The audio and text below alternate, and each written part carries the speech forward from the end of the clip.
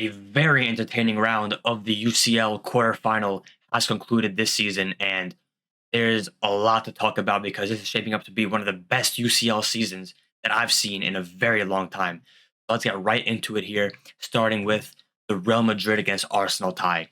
And we're gonna start here at the first leg where it was just all Arsenal. I mean, it was Arsenal completely and utterly dominant.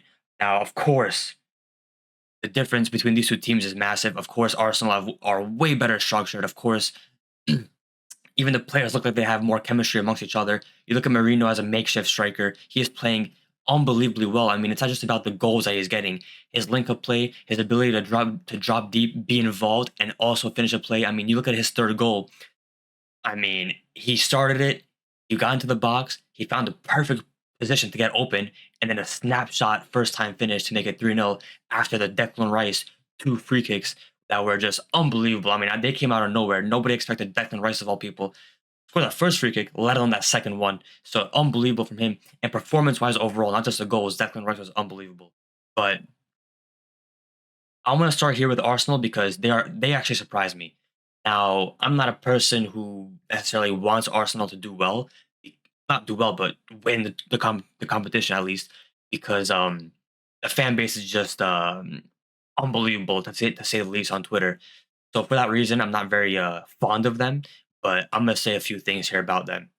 Saka, Merino, Lewis Skelly especially, of course Saliba, that's typical, and even Rice and Partey, of course, were just surprised me. Marino, I did not think was played that well as a striker, as a makeshift striker. Now I've watched Arsenal here and there, but when you see it in the Champions League knockout stage, you can really tell these players are serious about what they're doing. Rice, I mean, everywhere, even that second leg when there was a 2-1 Arsenal win, um, they were intercepting everything Arsenal. But I'm gonna go to the second leg pretty soon. I want to talk about this first leg first. They were intercepting everything. Rice was everywhere. He was driving the ball up, was marking players well. Arsenal, Arteta's zonal defensive tactics for each player are just unbelievable.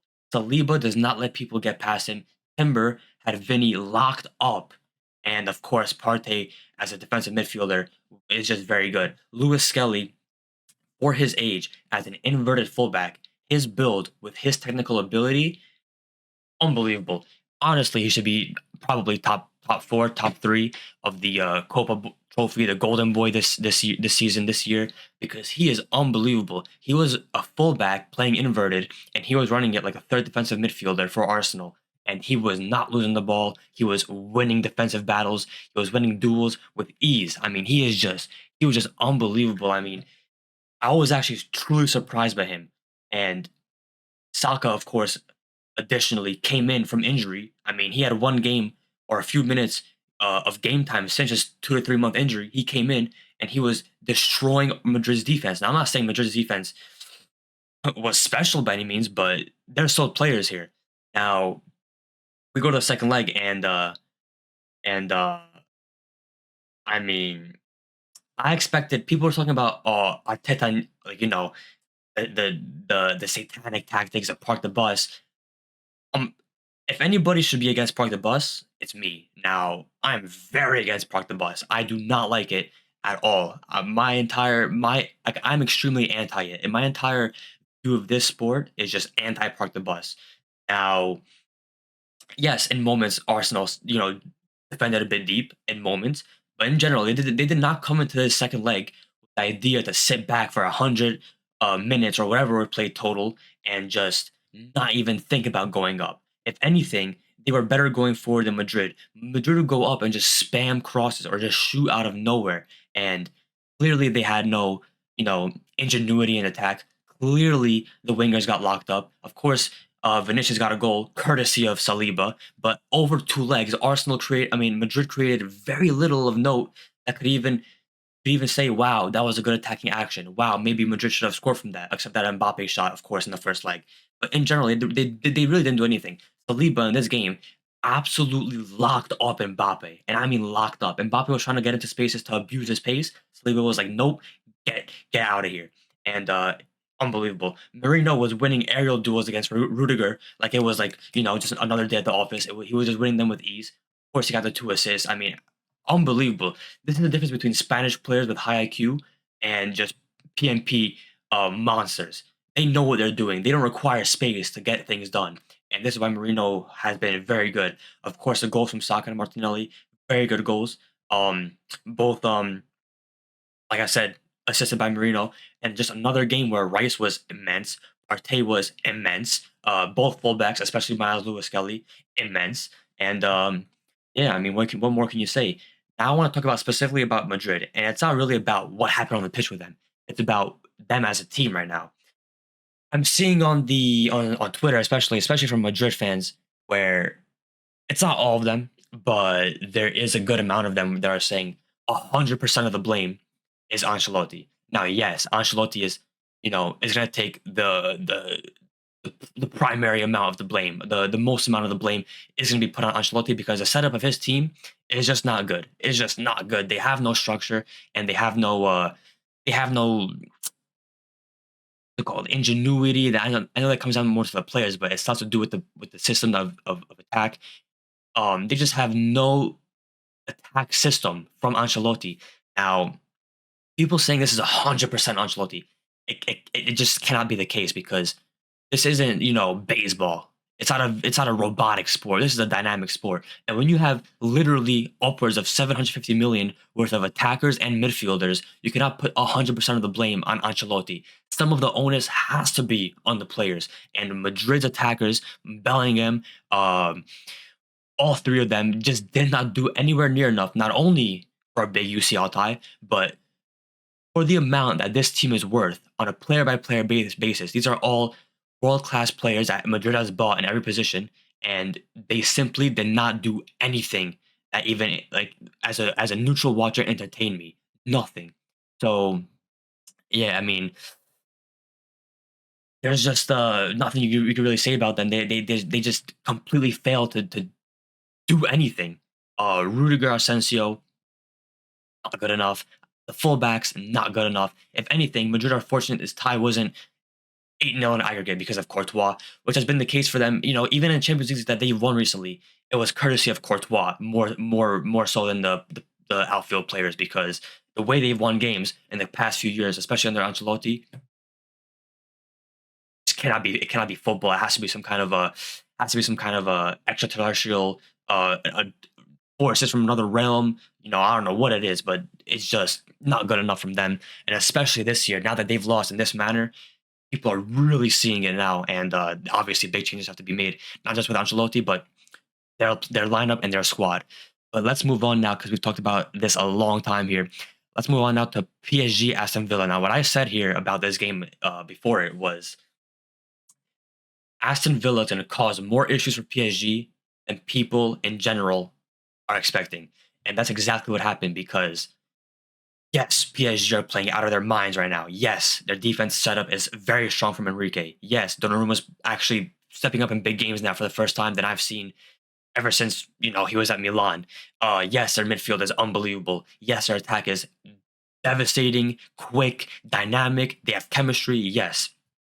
Setup of a the setup of an Unai Emery team in a tournament like this, in a knockout stage round of a UCL, of a Europa League, of a whatever it may be, it's an Unai Emery team. And the players that he has at his disposal, he gets the best out of. And the signing of Rashford, um, they brought in players overall in the past summer and Rashford this winter that can get it done against big teams. Now, of course, in the first leg, they got the first goal, and then they ate 3 goals unanswered to PSG.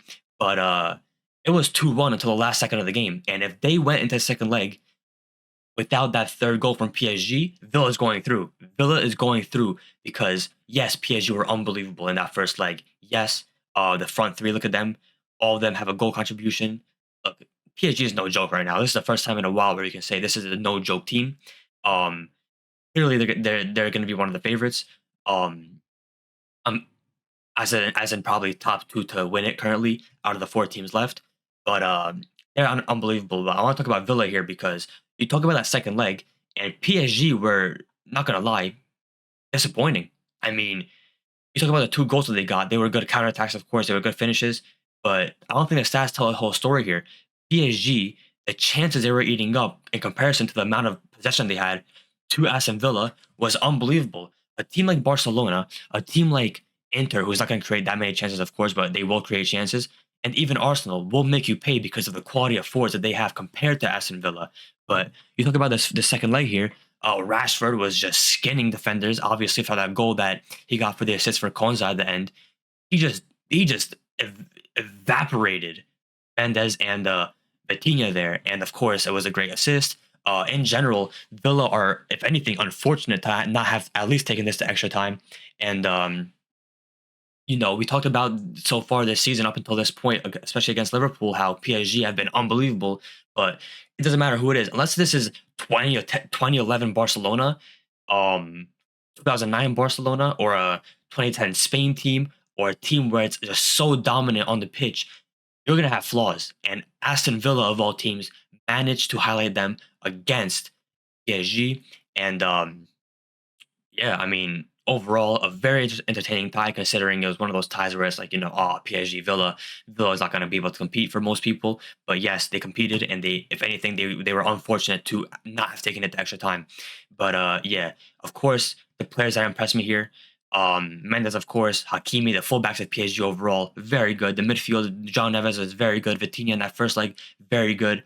Uh, Kvaratskhelia in that first leg with that goal, unbelievable. Due, very good, of course. Just these are players that they have now that are explosive and they can change the game in a split second because of their ability on the ball. I'm not talking about final action players here. I'm talking about players on the ball that can change a game like this because they have the ability to do something, not to farm a goal with a tap in, not to get a 5-yard assist across the box. I'm talking about real footballers that can make things happen, and that's why PSG won this tie. It's because of that, on top of the structure now that Enrique has instilled in them. But now, if we move on to the Barcelona versus Dortmund tie, of course, in that first leg, it was textbook Barcelona this season, 4-0, where they absolutely hyper scraped Borussia Dortmund on every level. But yes, the goals were very good. Yes, the build up to Barcelona's goals were really good. My issue with Barcelona that I will also talk about in the second leg, but especially in the first leg as well, it also counts for the first leg, is that they ate far too many chances for my liking against Dortmund.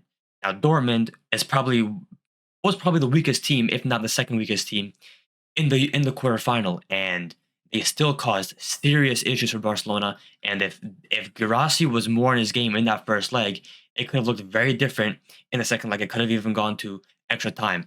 Overall, Barcelona, considering the state of both teams this season, had just ate far too many chances, too many big chances to Dortmund that first leg. I mean, look, you take a look at this, 3 big chances. That's at least one goal, maybe two that Dortmund at the very least should have scored. Now, of course, Barcelona scored more. They dominated the game, but my point is that Dortmund could have very easily had 1 or 2 goals that game. And overall, whether it was goals or not, I did not like the amount of chances that Dortmund was getting because they did not have possession and they weren't pushing up too high up. To be honest, every time Barca would lose the ball, it was almost an immediate transition from Dortmund, and almost every single transition led to a either chance in the box or a actual shot being taken, and that is not good enough from Barcelona. They need to do better to defend the transitions because obviously, when you have chances like this, a better attacking force will make you pay. So they need to sort that out. Of course, as a team overall, it was a very good performance, and yeah, I mean, they just got that 4-0 win in the first leg because what happened in the second leg, now that we're going to talk about it here, wow, disgraceful. One of the worst games I've seen Barcelona play this season, if not the worst. I mean, it was just so poor on every level, except from Chesney, except from um Kubarsi, except from De Jong, Gavi, um, Fermin overall decent, but we have to talk about him a bit, and except from Pedri when he came on. So apart from those 4 to 5 players, it was very poor from Barcelona. Martin, he only did what he could. He got fried at the end there. I've talked about this in my match review of this game. He got fried at the end by Duranville, and there was moments where he was decent. There was moments where he was not so good. Baldi needs to be got back ASAP because Gerard Martin can only do so much, especially considering his pace, his physical ability. Um, Araujo, though. Araujo at Barcelona has always been a player that is the monster defender, but not the beast defender in terms of the build up. Not like that one high IQ PK type defender where he's going to be in the build up. He's going to know what to do with the ball under pressure. He was never that type. And in 2023, Araujo was at his peak defensively. Nobody was getting past him. Um, and now, I mean, ever since that PSG tie last season, in big games, Araujo has been very shaky. It seems to me his build-up and his passing has regressed, and he just makes too many mistakes. I mean, you see here, he made an error leading to a shot and an error leading to a goal. Now, this rarely happens for defenders, and it's becoming kind of a common thing with Araujo, where it's not even just about this Dortmund game. It happens in general throughout the season, where if the team's pressing high, if he's not going to be able to recover, he will just make a mistake like just out of nowhere. He's very mistake prone to pressure, and this is why Inigo has been starting this season. If it came down to the pure defensive ability and Araujo wasn't making mistakes and was maybe even just slightly better in the build-up or with the ball at his feet, of course maybe he would have been starting. But Inigo is better in the build-up. He's made way less mistakes this season with way more minutes played, and of course, it's just overall better next to Kubarsi. And I'm not sure what's up with him, but he will not be starting in the semifinal because clearly he's just not proved himself well. Overall, Barcelona's performance this game in the second leg was very poor. I mean, I can't reiterate it enough. They were just so bad. And yes, it was partially due to fatigue. Yes, fatigue is a big issue here, but it's not just Barcelona that has fatigue. Of course, other teams have it as well. And they simply have to be better. Maybe they went to that tie, thinking that it's over because it was a 4-0, but that cannot be the case. Obviously, especially considering the way they've lost second ties in the past 10 years, it cannot be the case to go into second leg games, whether they have a 10-goal difference or whether they have a 1-goal difference. That cannot be the case. Chesney with a big performance again. He's been saving Barcelona in games like this season. And I'm always, like I said, anti football. Barcelona that day played anti football. Look at the XG generated. Not good enough. Not even just not good enough. Nowhere near good enough. Not even have to barely make point 0.5 XG and to not even have one big chance is a shame.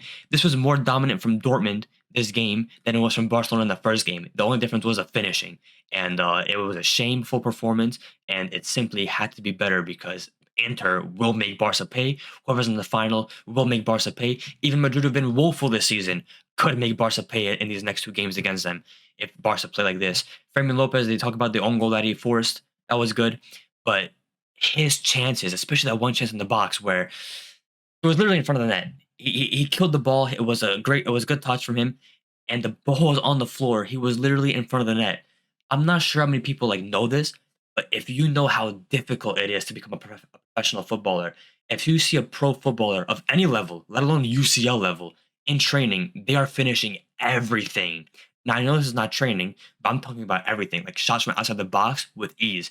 This was a shot inside the box, dead center, no pressure on him, and it didn't even just miss. The ball went into the stratosphere. I mean, like the ball, they were in Dortmund. That ball ended up in Munich, and it was just a very poor finishing from him. And overall, has been poor finishing from him recently in general, especially in comparison to last season. Now, I guess this season he's been better with the ball and as a team player, but last season he was better in terms of getting the goals. But that's just about Firmino. In general, Barca have to just be better. I mean, it's poor performance from them, and nothing more to say about that. But if we move on to the final quarterfinal tie, which was actually a gigantic tie that I didn't really watch, but I actually reviewed it a bit after the fact of the games. Here we go with the first leg, though. Bayern at home and Inter with a 2-1 win. Now,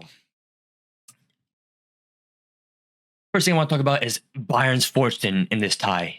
Like, of course, I'm a Barca fan, and you have Barca fans on the internet. I'm sure people know about we hate Bayern because of what they've done to Barcelona across the last 5-6 years. But no, if there's good football being played, I like that team, and I actually wanted Bayern to go through here. Nothing to do with Barcelona in terms of who they're playing against in the semifinal, but from what I saw in this performance, I wanted Bayern to go through. Talk about the stats here. Bayern with 5 big chances generated, 2.3 xG in comparison to Inter's 0.78 and 1 big chance.